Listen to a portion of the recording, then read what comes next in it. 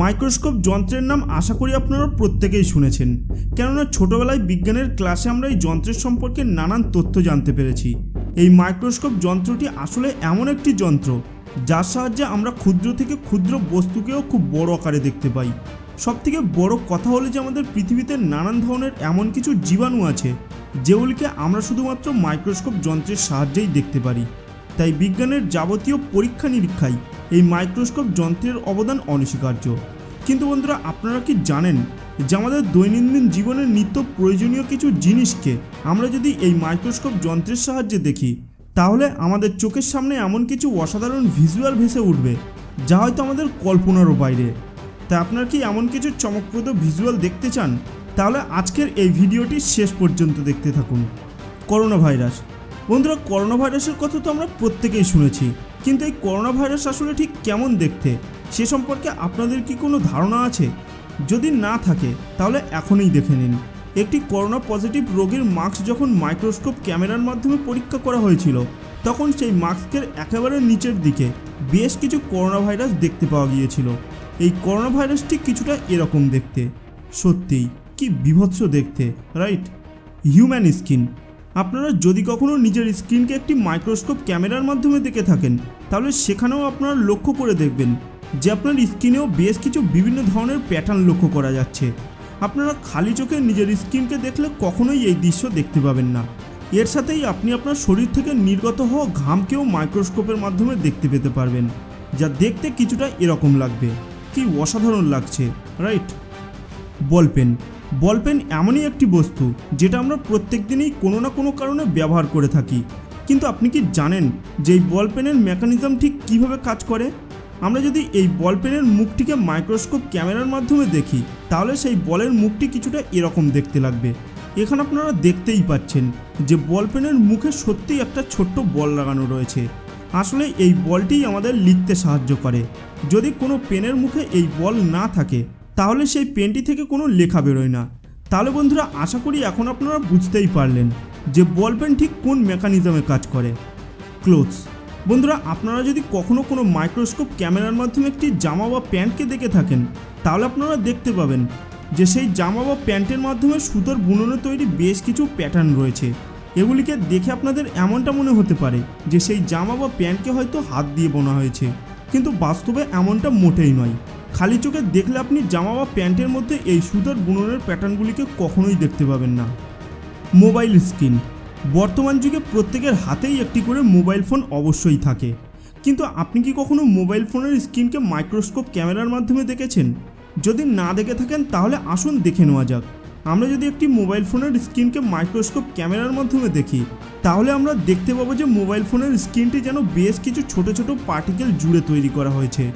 এবার আমরা যদি আরও একটু জুম করে দেখি তাহলে আমরা দেখতে পাবো যে স্ক্রিনটিতে মাত্র 3টি রঙের পার্টিকেল ভেসে উঠেছে, লাল, সবুজ এবং নীল। আপনারা জানলে অবাক হবেন যে মোবাইল ফোনের স্ক্রিনে আসলে শুধুমাত্র এই 3টি রঙেই থাকে। বাকি যে রঙগুলি আমরা মোবাইলের স্ক্রিনে দেখতে পাই সেগুলি সবই এই 3টি রঙের থেকেই সৃষ্টি হয়। স্যান্ড। বন্ধুরা, আমরা যখন এক মুঠো বালি আমাদের হাতের মধ্যে নিই তখন আমরা হয়তো এদের আকার বা আয়তন সম্পর্কে কোনোভাবেই ধারণা করতে পারি না। আমাদের তখন হয়তো এমনটাই মনে হয় যে প্রত্যেকটি বালিকণাই সমান আকারের হয়ে থাকে, কিন্তু যখন এক মুঠো বালিকে আপনি মাইক্রোস্কোপের মাধ্যমে দেখবেন তখন দেখতে পাবেন যে ব্যাপারটা সম্পূর্ণ ভিন্ন। কারণ এখানে আপনারা দেখতেই পাচ্ছেন যে প্রত্যেকটি বালিকণাই আলাদা আলাদা আকারের এবং এর সাথেই এদের রং একে অপরের থেকে কিছুটা আলাদা ধরনের হয়ে থাকে, যা দেখার পর হয়তো আপনি নিজের চোখেই বিশ্বাস করতে পারবেন না। Peacock feather. বন্ধুরা, ময়ূরের পালক দেখতে খুবই সুন্দর হয়, কিন্তু আপনি যদি একটি ময়ূরের পালককে মাইক্রোস্কোপ ক্যামেরার মাধ্যমে দেখে থাকেন তাহলে সেটিকে আরও অনেক বেশি সুন্দর দেখতে লাগবে।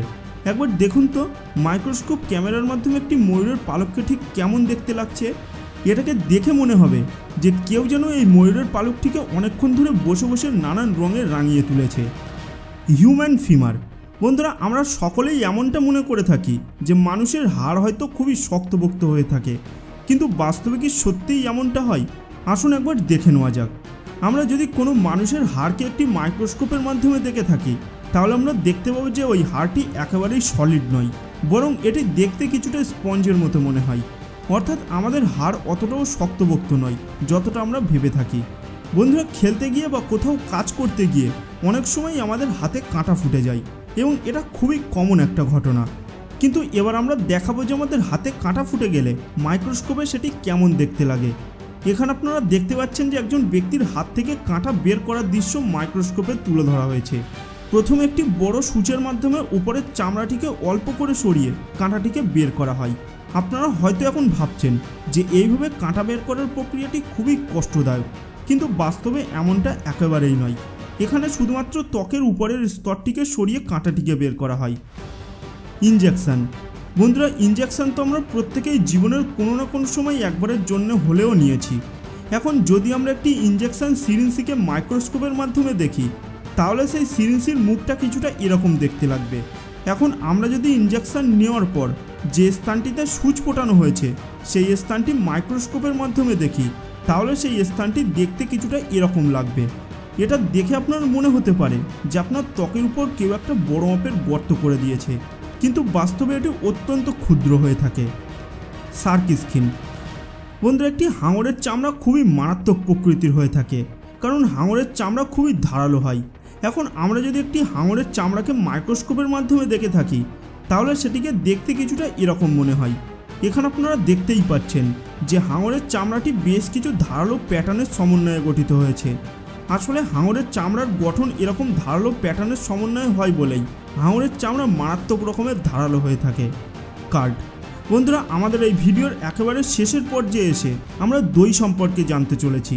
এ কথা তো আপনারা অবশ্যই শুনে থাকবেন যে দইয়ের মধ্যে নানান রকমের ব্যাকটেরিয়া উপস্থিত থাকে, কিন্তু আজ আমরা এই মাইক্রোস্কোপের মাধ্যমে দেখে নেওয়ার চেষ্টা করব সেই ব্যাকটেরিয়াগুলি আসলে দেখতে কীরকম।